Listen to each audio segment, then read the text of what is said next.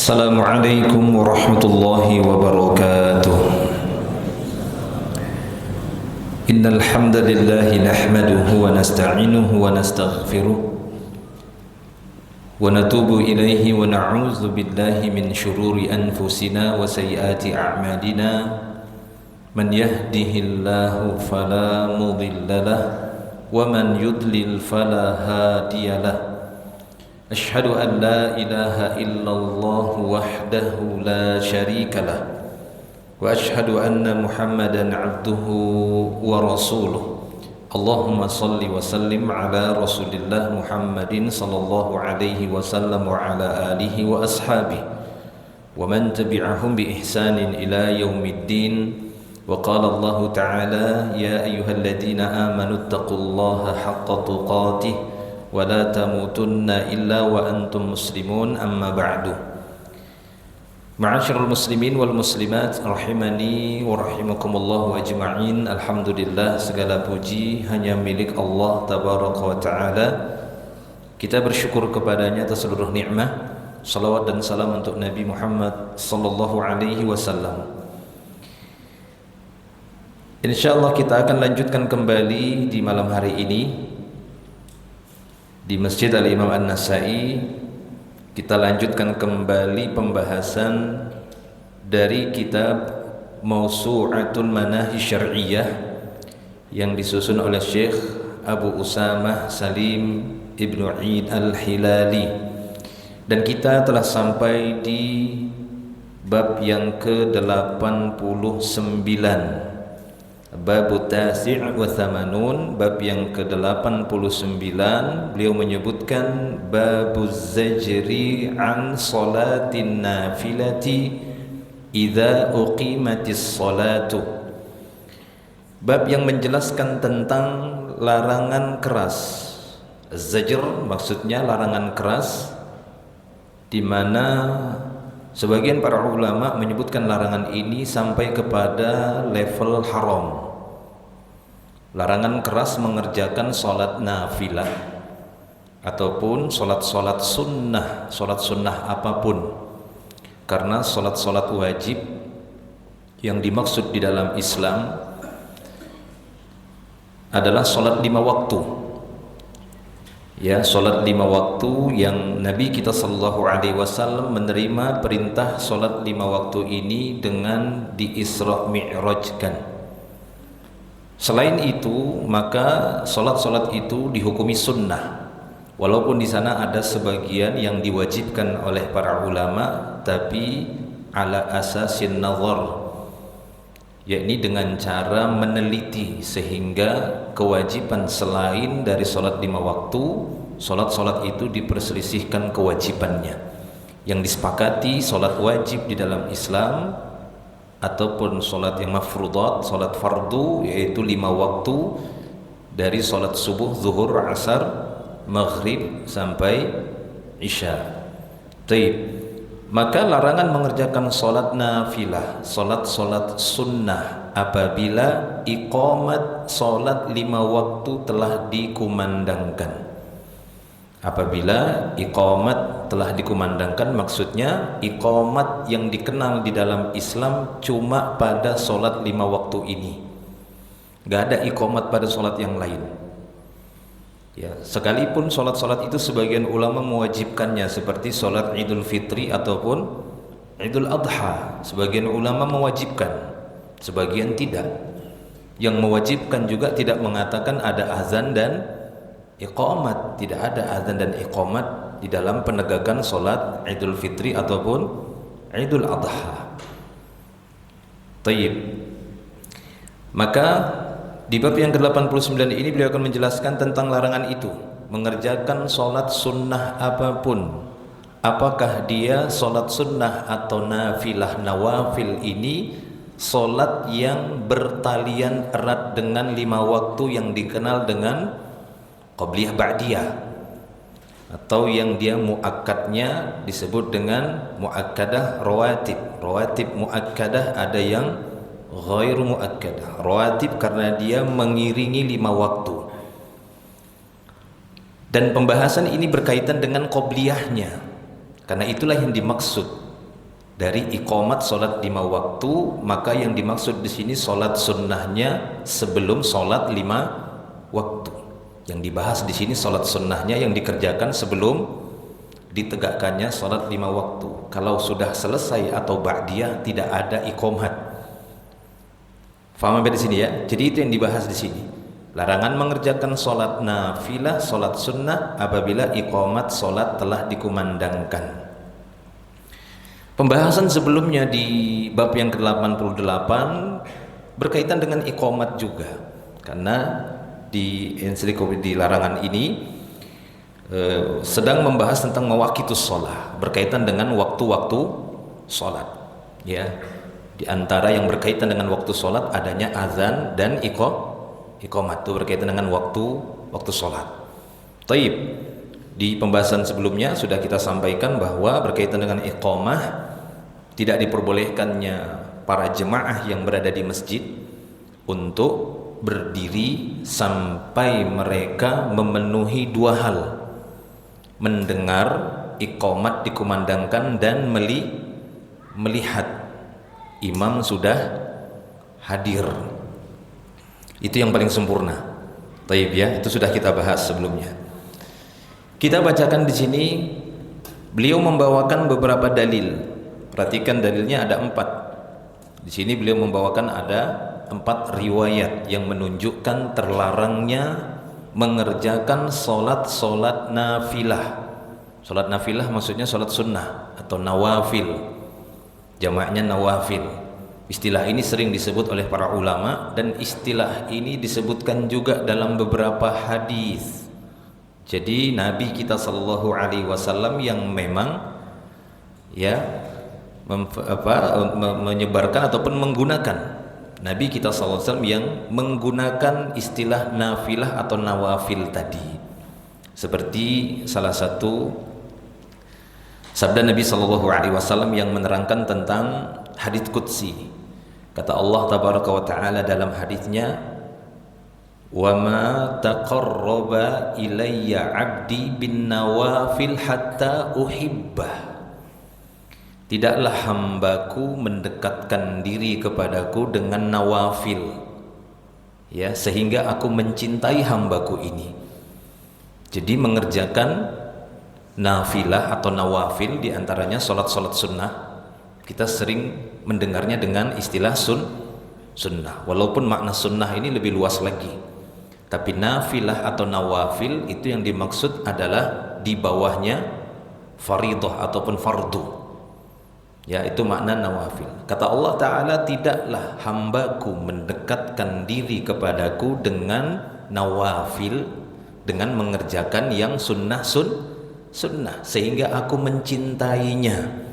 Maka salah satu cara untuk mendapatkan kecintaan Allah dengan melaksanakan amal-amal soleh yang hukumnya di bawah wajib atau fardu, yang mana sebagian kaum muslimin banyak menyepelekannya. Kenapa? Karena dianggap hukumnya sunnah.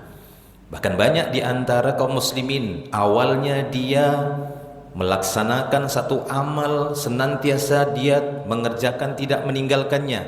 Tapi satu saat ketika dia menuntut ilmu, mendapati ternyata yang dia lakukan selama ini hukumnya hanya sunnah. Setelah itu dia tinggalkan dengan alasan kan cuma sunnah. Ya, maka orang-orang seperti ini akan jauh dari kecintaan Allah. Karena Allah Ta'ala sendiri mengatakan, hambaku yang mendekatkan diri kepadaku, caranya bagaimana? Kata Allah, kerjakan yang hukumnya sunnah, maka aku akan cintai dia.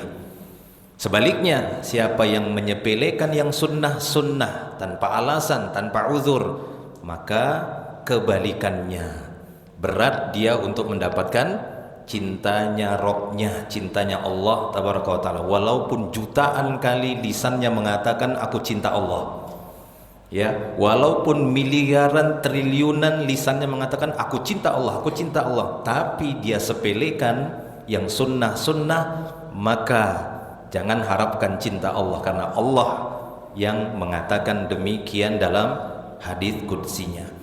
Ya, jadi faham bahwa makna nafilah, nawafil adalah amal-amal soleh di bawah wajib atau fardun. Wadih, jelas? Nah, berkaitan dengan larangan ini adalah solat nafilah adalah solat sunnah. Terlebih lagi, lebih khusus ini adalah solat-solat sunnah sebelum solat wajib ditegakkan yang ada tandanya dengan iqamat. Ada tandanya dengan iqamat. Kita bacakan riwayatnya. Yang pertama diriwayatkan dari Abu Hurairah radhiyallahu anhu dari Rasulullah sallallahu alaihi wasallam bahwa beliau bersabda. Riwayat dari siapa tadi? Dari siapa?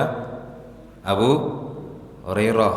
Karena ini ada 4 riwayat yang berbeda, dari Abu Hurairah, nanti dari ya Abdullah bin Sarjas, Abdullah bin Abbas. Ya, jadi diperhatikan. Dari Abu Hurairah radhiyallahu anhu bahwa beliau bersabda, "Idza uqimatis sholatu fala sholata illal maktubah." Maktubah ya ini dari kata kataba, kutiba alaikumusiyam, kutiba alaikumul qisas. Ya, jadi semakna dia dengan maktub, artinya sesuatu yang wajibkan. Kadang disebut mafruḍah, fardu, ya, kadang disebut fariḍah, faraidu. Ini istilah-istilah supaya kita faham sebagai umat Islam, terutama lagi yang telah menempuh jalan thalabul ilmi, maka harus sedikit-sedikit menguasai istilah-istilah syar'i. Ya, jangan kita tidak peduli dengan istilah itu, pedulikan.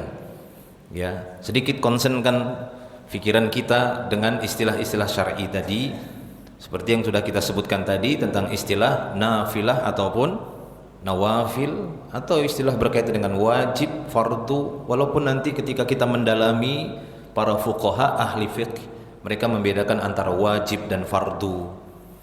Ya, mereka membedakan istilah wajib, fardu. Ya, antara sunnah, nafilah, mandub, mustahab. Nah, ini dia. Ya, sebagian mereka mengatakan kata-kata mustahab adalah kesimpulan dari beberapa dalil yang tidak secara tegas dalil itu menunjukkan ya perintahnya, tapi dia disimpulkan dikatakan mustahab. Jika dia secara tegas disebutkan, maka dia disebut dengan sunnah, nah, itu ya, atau mandub dan seterusnya. Itu nanti pendalaman istilah fikih atau yang lebih dikenal dengan usul fikih. Ya, ada namanya usul fiqh. Taib, kita lanjutkan dari Abu Hurairah radhiyallahu anhu, dia meriwayatkan bahwa Rasulullah sallallahu alaihi wasallam bersabda, "Idza uqimatis shalah," apabila salat telah ditegakkan, maksudnya iqamatnya ditandai dengan dikumandangkan iqamat. Jika iqamat salat telah dikumandangkan, kita fahami tadi sudah kita sebutkan, iqamat ada hanya pada salat 5 waktu, itu yang kita bahas. Jika iqamat solat telah dikumandangkan, fala solata, perhatikan ini nafi namanya, penafian. Ya, hukum nafi atau nahi, hukum asalnya menafikan keseluruhan, larangan menunjukkan keharuman, kecuali nanti ada dalil-dalil yang lain menunjukkan penafian itu tidak keseluruhan, akan tetapi sebagian. Ya, larangan itu tidak menunjukkan haram, akan tapi larangannya menunjukkan makruh. Ya. Jadi fala solata di sini hukum asalnya nafi adalah menafikan semua solat. Artinya bermakna batal. Artinya apa? Batal. Fala solata illal maktubata. Jadi seakan-akan solat apapun di sana dengan nakirah, solat apapun itu, bukan dengan ma'rifah, dengan nakirah, ya, menunjukkan luas. Solat apapun itu batal, ya, habis waktunya, tidak berlaku lagi solat itu. Sebagaimana kuota habis, bisa nggak nelpon? Bisa atau tidak? Nggak bisa, putus. Maka solat itu putus, tidak ada hubungan lagi sama Allah. Kalau dia tetap ngotot mengerjakannya, maka sia-sia. Itu dia. Ini hukum asalnya. Dan ada para ulama berpendapat demikian. Makna fala solata benar-benar putus. Karena solat itu merupakan hubungan hamba dengan Allah. Tapi ketika iqamat sudah dikumandangkan, Allah putus karena Allah akan menyambung di solat berikutnya. Pindah connect, pindah nomor, ya, pindah solat. Jelas ya? Ini asalnya. Tapi kalau kita ingin melihat nanti bagaimana keluasan para ulama, karena ini pembahasan fiqh. Pembahasan fiqh itu tidak sampai kepada memboikot orang yang berbeda pendapat. Ya, tapi kita berusaha memilih pendapat yang terkuat, yang terdekat dengan al-haq, kebenaran. Taib. Fala salata il maktubah. Tidak ada solat kecuali maktubah, maksudnya solat wajib. Ini riwayat pertama. Riwayat yang berikutnya diriwayatkan dari Abdullah bin Malik bin Buhainah. Dari Abdullah ibnu Malik bin Buhainah. Dari siapa? Abdullah bin Malik bin Buhainah. Abdullah bin Buhainah atau Ibnu Buhainah. Bahwasanya Rasulullah sallallahu alaihi wasallam melihat seorang laki-laki. Ya, kata Abdullah bin Malik bin Buhainah, anna Rasulullah sallallahu alaihi wasallam marra bi rajulin yusalli wa qad uqimati salatus subh. Itu teks Arabnya.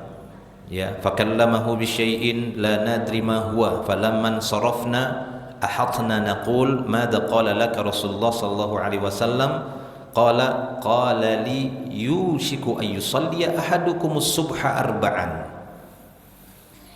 Diriwayatkan dari Abdullah bin Malik bin Buhainah radhiyallahu anhu bahwa Rasulullah sallallahu alaihi wasallam melewati seorang yang sedang mengerjakan salat sementara iqamat sudah dikumandangkan.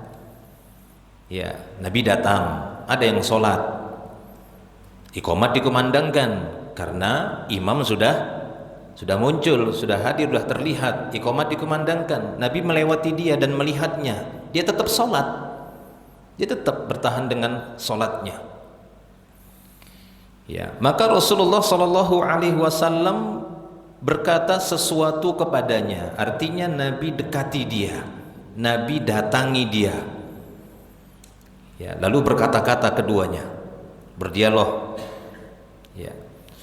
Sehingga kata Abdullah bin Malik bin Buhainah di sini, dia mengatakan beliau berkata sesuatu kepadanya, namun kami tidak dapat menangkap apa yang dikatakan Rasulullah SAW kepadanya.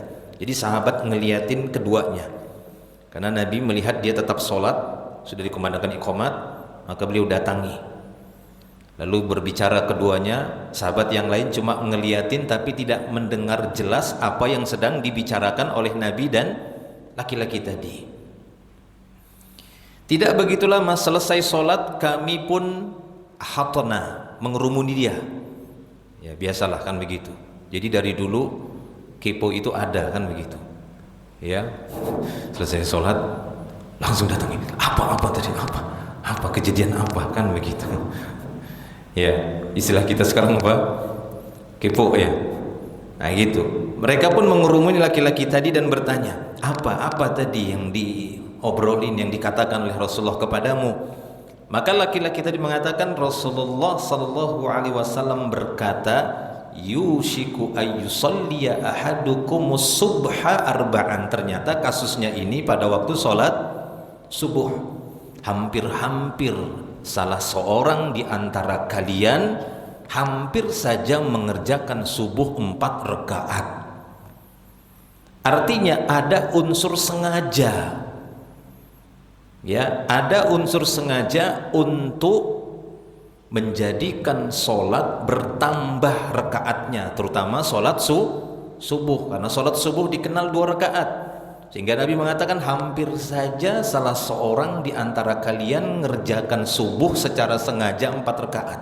Berdosa nggak sengaja menambah rakaat sholat? Berdosa. Itu namanya nantang pembuat syariat. Ya, itu namanya ingin merubah syariat. Am lahum syuraka syara'u lahum minad din man lam ya'dzan bihillah, dalam surat Asy-Syura. Kata Allah, apakah mereka punya sekutu-sekutu, punya tandingan-tandingan selain Allah yang mensyariatkan di dalam agama Allah ini tanpa izin Allah? Mana Allah mengizinkan subuh tambah jadi 4 rakaat, 3 atau 4? Maka Nabi mengatakan hampir-hampir saja dia berbuat dosa besar. Nah ini dia, ya. Kalaulah ini bukan perkara penting, ya udah dibiarkan saja oleh Nabi. Tapi ternyata tidak. Nabi SAW mengatakan kepada dia, yushiku ayyusalliya ahadukumus subha arba'an. Hampir saja salah seorang di antara kalian mengerjakan subuh 4 rakaat karena udah dengar iqamat masih ngotot sholat. Sholat apa yang dikerjakan laki-laki tadi? Sholat subuh atau sholat sunnah? Nggak mungkin dia mengerjakan subuh lebih dahulu daripada Nabi Muhammad sallallahu alaihi wasallam. Taib, ya. Riwayat berikutnya. Yang ketiga dari Abdullah bin Sarjas. An Abdullah bin Sarjas qala dakhala rajulun al-masjida wa Rasulullah sallallahu alaihi wasallam fi salatil ghadati fa shalla rak'ataini fi janibil masjid thumma dakhala ma'a Rasulillah sallallahu alaihi wasallam falamma sallama Rasulullah sallallahu alaihi wasallam qala ya fulan bi ayyi salataini i'tadatta abi salatika wahdak am bi salatika ma'ana. Kata Abdullah bin Sarjas, yang ketiga ini dari siapa? Abdullah bin Sarjas. Yang pertama dari siapa tadi? Abu Hurairah. Minimalnya antum nanti kalau berhujjah berdalil ada 4. Walaupun cuma ingat perawinya saja, sahabatnya. Abu Hurairah, Abdullah bin Malik bin Buhaina, ya. Kemudian Abdullah bin Sarjas. Nah, gitu. Minimalnya begitu. Dari Abdullah bin Sarjas radhiyallahu anhu, dia berkata, ketika Rasulullah sallallahu alaihi wasallam sedang mengerjakan salatul ghadah. Apa salatul ghadah? Ghudu, pagi, salat subuh, salatul fajr, salatul subuh, salatul ghadah. Ingat nih, ini istilah-istilah dari Nabi. Yang dimaksud adalah salat subuh. Jangan bingung. Ya, banyaknya istilah tapi yang dimaksud adalah satu. Banyaknya nama Allah, jangan bingung, karena yang dimaksud adalah satu. Paham ya? Jadi itu penamaan-penamaan. Salatul fajr, kadang disebut salat subuh, kadang salatul ghadah. Ya. Jadi ketika Nabi SAW sedang mengerjakan salat ghadah atau salat subuh, seorang laki-laki masuk ke dalam masjid. Artinya Nabi udah salat subuh duluan. Sudah memulai salat subuh. Lalu masuk laki-laki, seorang laki-laki. Ketika dia masuk ke dalam masjid, dia sholat 2 rakaat. Ya, dia mengerjakan sholat 2 rakaat di salah satu sudut masjid, fi janib masjid. Ya, anggaplah misalnya Masjid Nabawi seperti ini, Nabi di depan, sahabat, kemudian mungkin dia di ujung sana atau di ujung sana, dia sholat sendiri. Nabi sedang sholat. Ya, ini juga menunjukkan, ya, ini bisa kita ambil faidah bahwa penting gini, ketika ada jamaah, makanya pendapat yang kuat tidak ada jamaah kedua di dalam sebuah masjid yang ada imam rawatib. Gak ada. Pernah kita sampaikan juga hadis Nabi, la ya ummur rajulur rajula fi sultanihi illa biizni. Enggak boleh seorang memimpin solat di tempat itu ada pemimpin solatnya, ada imamnya, kecuali minta izin dulu dari dia, sekalipun udah selesai solat. Apalagi lagi solat buat jemaah juga barengan. Waduh, ya, hadis-hadis ini menunjukkan karena ketika iqamat dikumandangkan, imam akan memulai solat, tapi ada yang tetap bertahan dengan solatnya. Ya, ini sama saja seperti merampas haknya imam. Kata Nabi, enggak boleh seorang mengimami yang lainnya di wilayahnya, fi sultanihi. Karena imam diangkat berarti dia yang berkuasa di masjid itu untuk mengatur ibadah salat, khususnya 5 waktu. Ya. Salat berjamaah ditegakkan, ada imam rawatib. Datang satu rombongan, buat lagi jamaah sendiri. Enggak boleh seperti itu. Ya, dan ada banyak dalil pendukung yang lainnya. Ya, sekalipun mereka beralasan itu hanya sholat sunnah, hendaknya dia ikut bersama jamaah. Walaupun mereka masuk masjid, sholat wajib sedang ditegakkan berjamaah, dia sudah sholat di masjid yang lain, maka disukai baginya untuk tetap ikut sholat dengan niat nafilah. Nah begitu juga diantara adab yang disebutkan oleh para ulama, ketika kita telat misalnya, ini pendapat yang saya kuatkan, lebih afdal seperti itu. Dan kita tahu di masjid itu ada imam rawatibnya, maka tidak perlu buat jemaah lagi. Ya, kecuali kita masih mendapatkan walaupun sedikit, intinya mendapatkan imam masih mengerjakan sholat sebelum salam. Tapi kalau imam udah salam, lebih bagus sholat sendiri-sendiri. Ya, karena sebagian ahlul ilm mengatakan apabila mereka ingin buat jamaah lagi setelah salamnya imam, minta izin dulu, karena itu hadisnya. La ya'umur rajulur rajula fi sultanihi illa bi izni. Ya, saya pernah singgah di suatu masjid bersama rombongan. Kemudian saya tanya, ada imam rawatibnya? Ada. Ya, kemudian saya datangi imamnya, boleh kami berjamaah? Oh boleh, silahkan. Ya, kami telat. Imam sudah salam dan ada imamnya di situ. Itu adab. Ya, itulah adab. Jadi jangan ya memang ya itu penting untuk menggali ilmu sehingga terasah ilmu kita semakin mendalam. Taib. Kita lanjut di sini. Ya. Kemudian ada seorang laki-laki, Nabi SAW sedang mengerjakan sholat subuh. Seorang laki-laki masuk, beliau sedang mengerjakan sholat, lalu dia mengerjakan sholat di salah satu sudut masjid, mengerjakan sholat 2 rakaat. Selesai sholat, ya maksudnya selesai sholatnya dia 2 rakaat, lalu dia ikut sholat bersama Rasulullah SAW. Ya, dia ikut sholat bersama Rasulullah, dan kebiasaan Rasulullah SAW dari sholat 5 waktu, maka beliau lebih memanjangkan sholat subuh. Ya, lebih memanjangkan sholat subuh. Taib. Nah, maka ketika dia selesai sholat sunat, ya, sholat Nabi SAW belum selesai, dia masuk ikut, tapi dia kerjakan 2 rakaat dengan cepat. Ya, dia masuk. Setelah selesai, ia ikut sholat bersama Rasulullah. Setelah salam, Rasulullah SAW berkata kepadanya, ya fulan, bi ayyis sholataini i'tadatta, abi sholatika wahdak, ya, am bi sholatika ma'ana. Hei fulan, didatangi sama Nabi selesai salam, kamu ini yang kau anggap subuh itu yang mana? 2 rakaat yang kamu tadi sholat sendiri atau 2 rakaat bersama kami? Yang mana? Ditanya sama Nabi SAW. Jadi seakan-akan dia dianggap menyelisihi imam, ngerjakan sholat sendiri di sudut masjid. Mungkin ya yang dia maksud 2 rakaat tadi adalah qobliyah ataupun sunnat. Sehingga Nabi tanya dulu. Nah, Nabi SAW tanya, yang mana yang kau anggap subuh tadi? Yang kamu sholat sendiri 2 rakaat atau yang sholat bersama kami?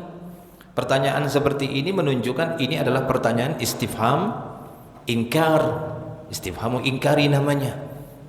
Bertanya tapi untuk mengingkari perbuatan laki-laki ini. Tidak boleh ketika iqamat dikumandangkan ataupun sholatnya sudah ditegakkan, kemudian ada yang mendahulukan atau masih mengerjakan sholat sunnah. Taib. Riwayat terakhir kata beliau yang beliau bawakan di sini dari Abdullah bin Abbas. Ya, dari Abdullah bin Abbas. Ada 4 ya, dari Abu Hurairah, Abdullah bin Malik bin Buhainah, Abdullah bin Sarjas, 3 Abdullah bin Abbas. Ya. Ada 4, 3 Abdullahnya. Dari Abdullah bin Abbas radhiyallahu anhuma dia berkata, ketika iqamat telah dikumandangkan, hampir rata-rata subuh riwayatnya, dia berkata, uqimati sholatus subhi faqumtu li usolli ar-rak'atain. Qomat subuh, iqamat salat subuh sudah dikumandangkan. Allahu akbar, Allahu akbar, asyhadu an la ilaha illallah.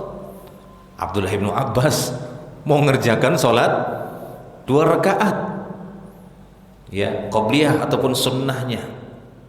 Fakumtu, aku pun berdiri, li usalliya ar-rak'ataini. Fa akhadha bi yadin Nabi sallallahu alaihi wasallam, Nabi pun menarik tanganku. Gitu ya, ditarik dia. Kan gitu ya, mungkin mau takbir ditarik tangannya. Ya, atau saat mau sholat ditarik oleh Nabi. Ya, ini menunjukkan bahwa Nabi kita sallallahu alaihi wasallam membimbing kita jika mampu ketika melihat sebuah kesalahan atau kemungkaran, maka rubah dengan tangan, dengan kekuatan, silahkan. Seperti itu. Man ra'a minkum munkaran falyughayyirhu biyadihi, jangan didiamkan, itu maksudnya. Karena Nabi pada waktu itu adalah sebagai pimpinan atau pemimpin kaum muslimin, penguasa di situ, maka pantas beliau melakukan seperti itu. Ada yang berbuat kemungkaran, tarik sama Nabi. Nah, gitu. Maka Rasulullah sallallahu alaihi wasallam pun menarik tanganku sambil beliau berkata, "Atusalliya subha arba'an?" Kau ingin mengerjakan solat 4 rakaat, kau ingin mengerjakan subuh 4 rakaat, kata Nabi. Ya, apakah kau ingin mengerjakan solat subuh 4 rakaat? Nah, ini juga pertanyaan. Maksud Nabi sallallahu alaihi wasallam di sini pertanyaannya untuk mengingkari, dan ini fahamlah. Kita saja orang Indonesia kadang-kadang ketika orang tua berkata demikian kita faham. Ya. Kan kadang ada seperti itu. Ya, kamu mau tidur terus? Iya, mau tidur terus. Itu paham kita ya. Enggak, ya sudah, sana cuci piring. Ya, bangun sholat sana. Tanyanya itu bukan tanya butuh jawaban, tapi untuk mengingkari, jangan tidur terus, ini waktu sholat. Ya, kamu mau tidur terus? Iya, mau tidur terus. Nah, itu ngelawan namanya. Taib ya. Kita lihat di sini min fiqhil bab. Kandungan bab, kata beliau yang pertama, yuharramu tanafful idza syara'a al-mu'adzinu fi iqamati shalah sawa'un kanat ratibatan am la liwujubil ishtighali bil mafruḍah wa huwa musarrah bihi fi riwayatin min tariqi Ziyad ibn Abdullah al-Bakkai an Muhammad ibn Juhadah an Amr ibn Dinar an Atha ibn Yasar an Abi Hurairah radhiyallahu anhu marfu'an idza akhadha al-mu'adzinu fil iqamah fala salata illa al-maktubah. Kandungan bab yang pertama, kata beliau, haram hukumnya mengerjakan solat sunnah apabila muadzin telah mengumandangkan iqamat solat fardu. Haram hukumnya. Ya, ini hukum asal.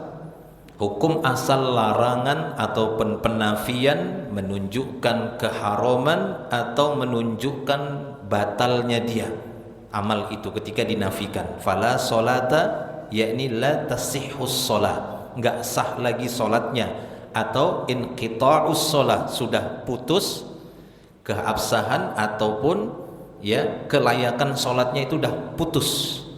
Kalau dia tetap mengerjakan, maka dia dianggap tidak mengerjakan, enggak ada lagi, karena dinafikan itu enggak ada lagi karena sudah dikumandangkan iqamat. Taib. Jadi haram hukumnya mengerjakan salat sunat apabila muadzin telah mengumandangkan iqamat salat fardu, baik salat sunat rawatib ataupun salat sunnah lainnya. Apakah sebelum salat 5 waktu tadi dia mengerjakan qabliyah, yang dikenal dengan qabliyah? Karena pada salat 5 waktu semua ada qabliyahnya. Paham ya? Semua salat 5 waktu ada qabliyahnya.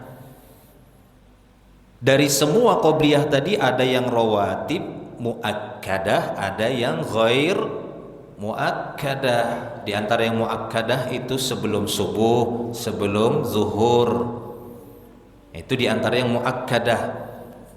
Ya, tetap ada qabliyah salat sunnah sebelum asar, maghrib, isya, ada qabliyahnya. Karena ini berdasarkan keumuman hadis Nabi sallallahu alaihi wasallam ketika Nabi mengatakan, ya, baina adzanaini as-shalah, baina adzanaini as-shalah. Ya. Qala hasalasan, beliau mengulangi 3 kali. Di antara 2 azan ada salat, antara 2 azan ada salat. 3 kali beliau mengulanginya. Liman syaa, lalu Nabi mengatakan bagi yang mau. Antara 2 azan ada salat, maksudnya antara azan dan iqamat. Jangan hadis ini dibawa ke salat Jumat, karena sebagian membawa hadis ini kemana? Ke salat Jumat. Kata mereka pada Jumat itu ada 2 azan, di antara 2 azan itu ada salat. Aduh, jauh. Karena pada waktu Jumat lain lagi yang terjadi di masa Nabi, azannya cuma sekali, nggak ada 2 kali. Itu ijtihadnya di masa Utsman. Ya, nggak mungkin Nabi bersabda tapi untuk Utsman, jauh lah. Nabi bersabda itu untuk yang terjadi di masa Nabi. Maksudnya di antara 2 azan adalah azan dan iqamat. Ada solat, ada di situ. Qobliyah, ada semua itu. Ada solatnya.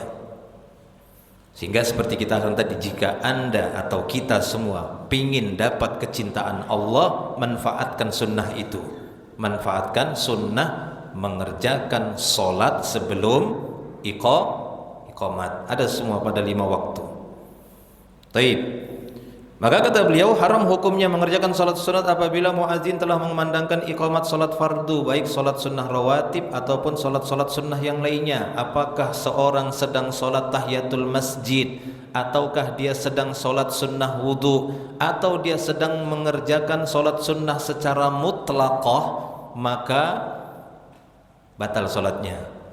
Ya, tidak boleh dia teruskan. Haram hukumnya dia teruskan solat-solat tadi, solat sunnah itu, solat sunnah apapun itu. Karena pada saat itu kita harus memfokuskan diri untuk mengerjakan yang fardu. Ya, kalau diantara kita pernah mengikuti pelajaran kaidah-kaidah fiqhiyah seperti yang disebutkan oleh Syekh Abdurrahman As-Sa'di di dalam bait-bait syairnya, beliau mengatakan fa in tazaham adadul masalihi yuqaddamul a'la minal masalihi, itu ya, wa didduhu tazahumul mafasidi yurtakabul adna minal mafasidi. Ya, wa in tazaham adadul masalih, kalau ada beberapa maslahat itu berdesakan dalam satu waktu, yuqaddamul a'la minal masalih, maka dulukan ambil maslahat yang lebih a'la. Itu dia. Dalam satu waktu berdesakan, ini maslahat, ini maslahat, ini maslahat. Mana yang paling tinggi nilai?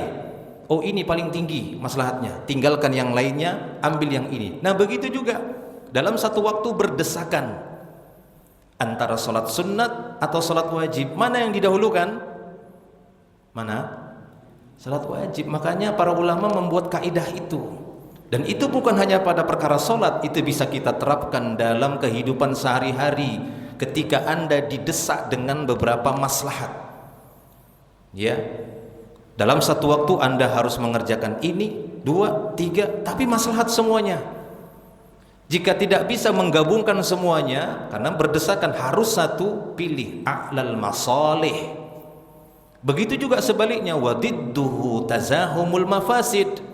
Kalau berdesakan juga beberapa mafsadah, pilih, ya gitu ya, pilih yang paling ringan mafsadatnya. Makanya ada istilah akhafud dararain, pilih yang lebih ringan daruratnya. Taib ya, itu dia. Jadi para ulama membuat kaidah itu bukan sembarangan, bukan asal-asalan, tapi ketika mereka meneliti dalil-dalil Quran dan hadis-hadis Rasulullah sallallahu alaihi wasallam. Taib. Kita lanjutkan di sini, ya. Karena apabila iqamat sudah dikumandangkan, harusnya seorang itu memfokuskan diri untuk mengerjakan salat fardu. Karena memang sudah waktunya. Ya, karena memang itulah saatnya. Itulah yang disebutkan dengan jelas dalam hadis yang diriwayatkan oleh jalur Ziyad bin Abdullah Al-Bakkai dari Muhammad bin Juhada, dari Amr bin Dinar, dari Atha bin Yasar, dari Abu Hurairah radhiyallahu anhu secara marfu yang berbunyi, idza akhadha al-muadzinu fil iqamah fala salata illal maktubah. Ini sudah disebutkan juga pada hadis Abu Hurairah di atas. Apabila muadzin telah memulai memandangkan iqamat, maka tidak ada lagi solat kecuali solat maktubah, yakni maksudnya solat fardu yang akan ditegakkan. Itu kandungan bab yang pertama. Ya, bahkan sepakat para ulama mazhab, baik itu dari mazhab Malikiyah, Hanifiyah, Hanafiyah atau Hanabilah, Syafi'iyah, sepakat kalau iqamat sudah dikumandangkan maka tidak ada lagi solat. Hanya saja nanti yang membuat mereka berbeda ketika menghukumi yang sudah duluan solat sunnah. Yang mereka sepakati adalah iqamat duluan baru dia mulai solat sunnah. Ini sepakat, perbuatan itu haram. Faham sampai di sini? Sepakat para ulama mazhab, apabila iqamat duluan baru dia mulai sholat sunnah, ini perkara yang jelas sepakat mereka ini haram. Yang mereka berselisih padanya ketika sholat sunnahnya duluan. Kok HP saya sudah azan?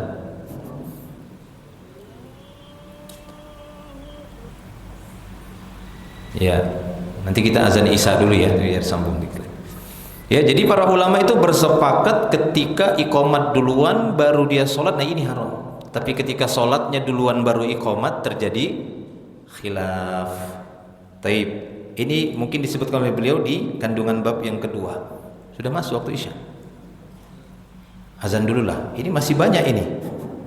Masa sambung nanti Jumat berikutnya? Jumat berikutnya libur kita ya kan? Makan daging kekenyangan. Insyaallah. Qomat dulu. Qomat. Azan dulu nanti kita sambung dikit. Ya, setelah azan nanti kita sambung baru iqamat. Izin ya imam, mana imamnya? Ada. Kita lanjut lagi ya, dikit lagi nih penjelasan yang disampaikan oleh muallif di sini di kitab Mawsu'atun Manahij Syar'iyyah.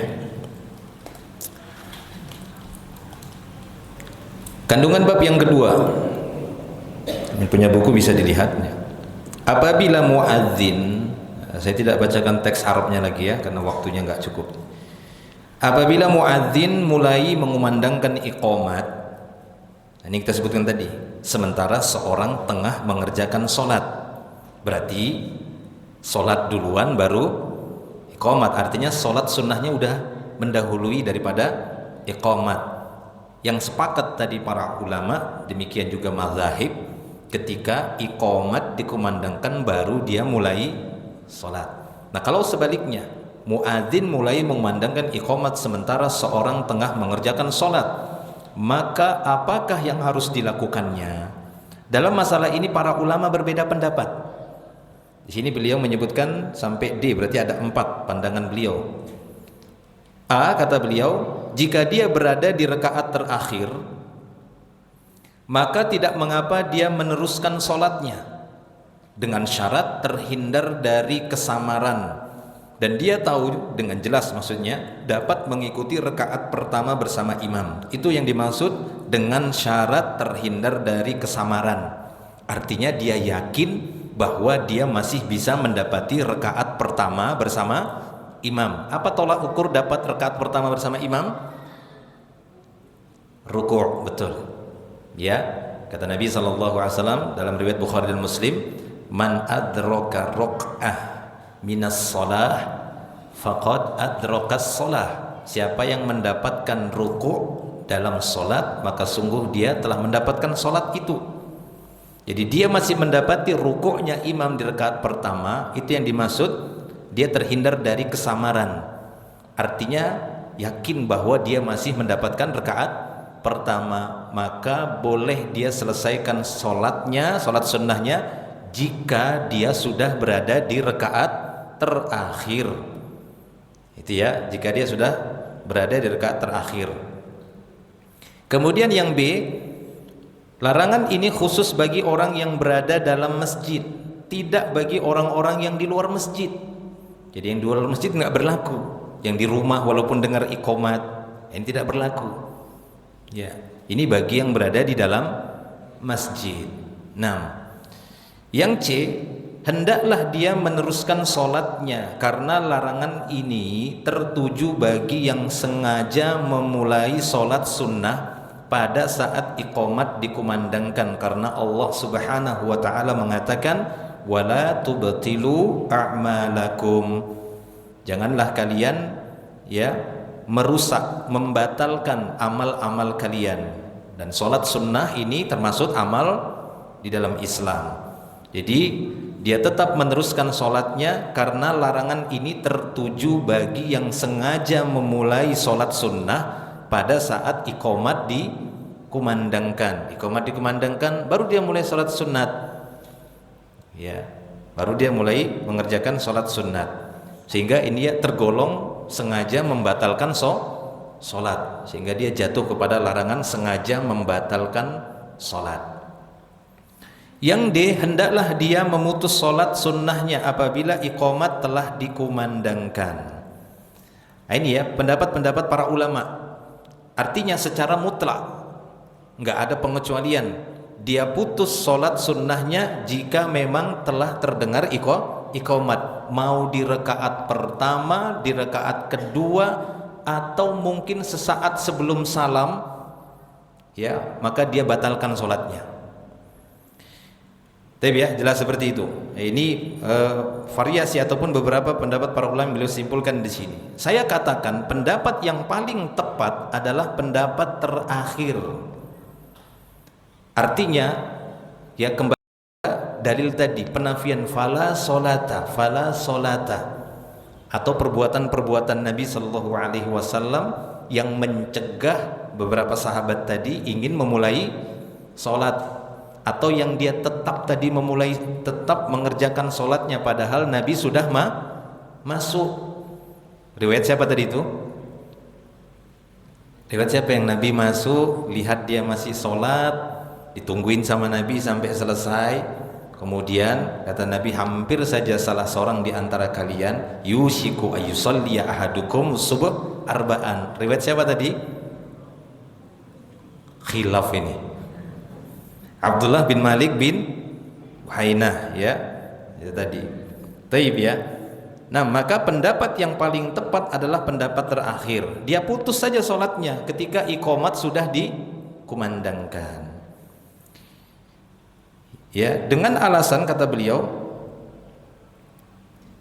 berdasarkan alasan-alasan berikut ini.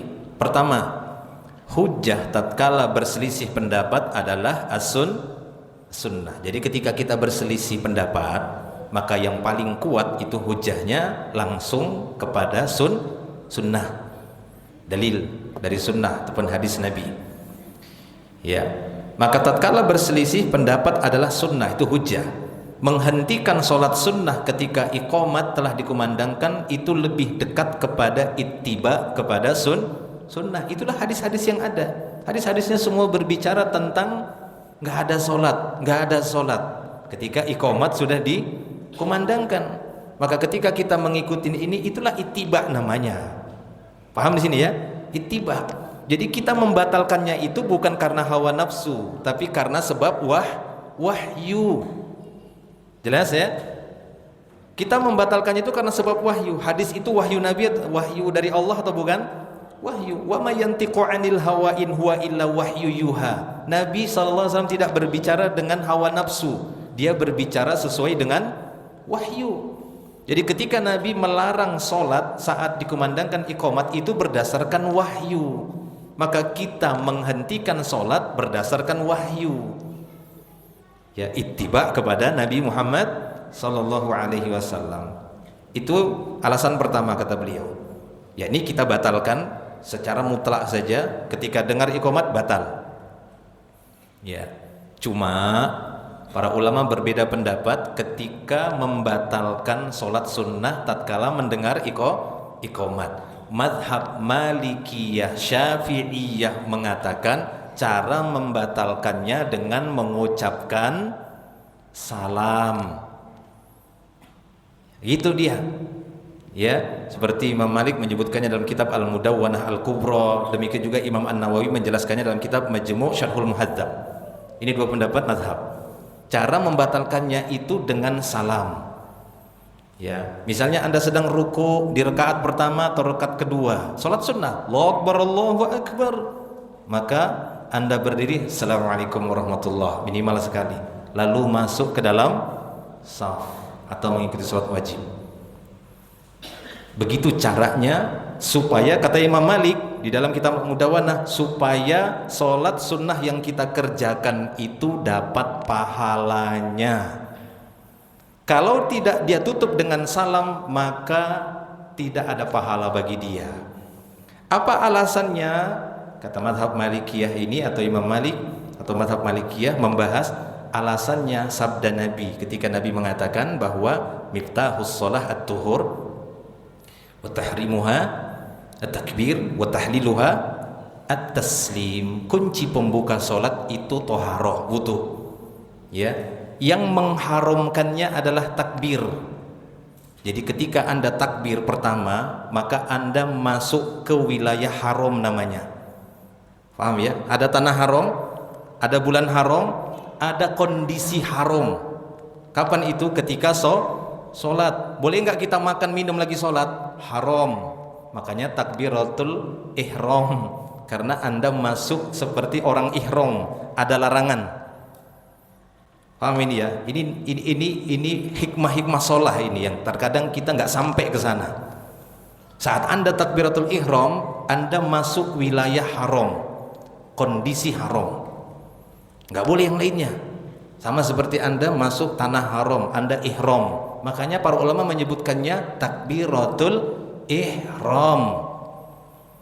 Mungkin sampai sekarang antum baru tahu kenapa para ulama menyebutkan takbiratul ihram. Nabi nggak pernah menyebutkan takbiratul ihram, karena dia seperti orang ihram.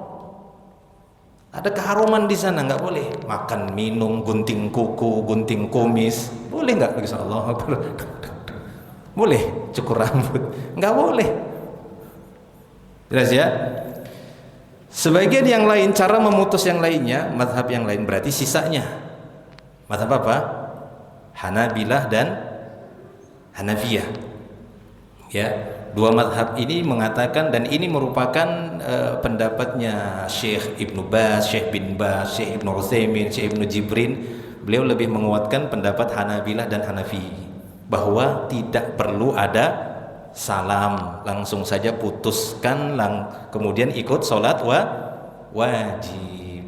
Ya, tapi menurut dua mazhab tadi, Malikiyah dan Syafi'iyah, dengan salam.